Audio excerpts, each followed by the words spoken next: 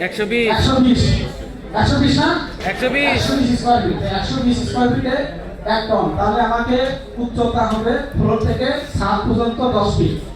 তাহলে কত হলো 120 গুণন 10 কত 1200 সিএফটি। 1200 সিএফটি তো 1 টন। অর্থাৎ কোনো বিল্ডিং আছে, ধরুন অনেক মসজিদে আছে, অনেক সিনেমা হল কিংবা অডিটোরিয়াম কিংবা বড় বড় জায়গা থেকে হাইট বেশি থাকে না, তখন 14 ফিট হতে পারে। তাহলে সেক্ষেত্রে তখন আপনাকে স্কয়ার ফিটকে হাইট দ্বারা গণনা করবেন, করার পরে 1200 দিয়ে ভাগ দিবেন, যা আসবে সেটাই টন। ক্লিয়ার?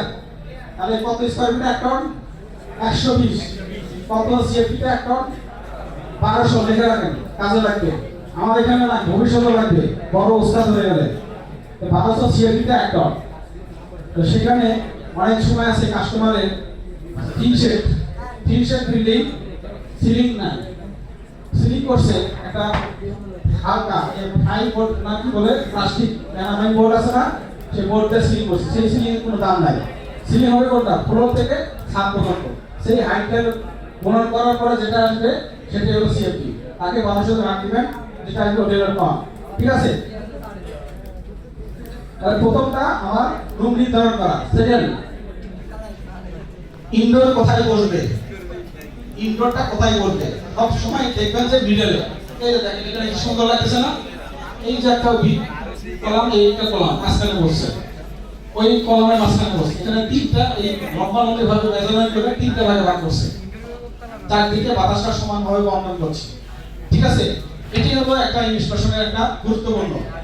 অনেক সময় অভিযোগ আসে, গত সপ্তাহে অভিযোগ আসে মালিবাগে আমাদের একটা শোরুমের ফিটিং এ বারান্দায় বসছে, আউটডোরটা এমন জায়গায় বসছে মানে অ্যাঙ্গেল দিয়ে পাটাম দিয়ে বসানো যায় সহজ ভাবে, এই চকি টাইপের নিয়ে গেছে।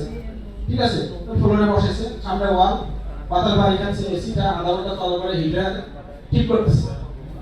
তাহলে কি হলো, ওটা ইনস্টলেশন হলো না? আমি যেখানে যেটা দরকার সেটা করব। ঠিক ইনডোরটা আমাকে ওইভাবে নির্বাচন করতে হবে যেন আমাকে ইজি ভাবে বাতাস সাথে চারদিকে ফ্লো করে, আমি কোনো কোনায় না বসাই। ঠিক আছে? এটা হলো প্রথম কাজ। সেকেন্ডটা হচ্ছে যে ছাদ থেকে আমি যে এসিটা যে ফাঁকা রাখবো, উপরে বাতাসটা যেন ফাঁকা রাখতে হবে না, ফাঁকা রাখতে হবে। তো পরীক্ষা আসছিল যে ওয়াল মাউন্টেন এয়ার কন্ডিশন বসাতে গেলে কত ইঞ্চি ফাঁকা রাখতে হয়? 4 থেকে 6। 4 থেকে 6। তাদের উত্তর রাইট। ঠিক আছে? 4 থেকে 6 ইঞ্চি এটাই হলো রাইট। আমরা গ্রি এসি এখন যে আধুনিক যে মডেলগুলো আসছে আপনারা জানেন যে সবগুলোর যে বাতাস যে নাড়া যে জায়গাটা, তাই না? তো অনেকেই দেখা যায় পর্দা লাগায় উপরে এসি দেখা যাচ্ছে 12 ইঞ্চি জায়গা, 8 ইঞ্চি জায়গা রেখে বসায় ফেলি, হবে না। কমপক্ষে 4 ইঞ্চি রাখতে হবে। গ্রি বলছে 6 ইঞ্চি, আর আমি বলতেছি এখানে 4 ইঞ্চি রাখতেই হবে। যদি না রাখি তাহলে এটা কমপ্লেইন আসবে। কি কমপ্লেইন?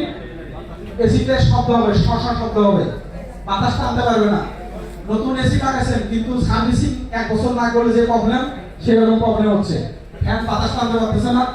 এর কারণে কি হচ্ছে? বাতাসের কারণে কি হচ্ছে? শব্দ হচ্ছে। শব্দ হলে কি হচ্ছে? ফ্যানের স্পিড কমে যাচ্ছে, আরপিএম কমে যাচ্ছে, ফ্যান মোটর গরম হয়ে যাচ্ছে। এখন বেশিরভাগ ক্ষেত্রে ইনভার্টার এসি সবগুলো কি ডিসি ফ্যান মোটর, তখন ফ্যানের মোটরগুলো গরম হয়ে কি হচ্ছে? অতিরিক্ত গরমে ঠিক করতেছে, সিগন্যাল দিচ্ছে, এইবার ফ্যান মোটর নষ্ট হয়ে যাচ্ছে। তাহলে কাস্টমারের কি হলো? ক্ষতি হচ্ছে না?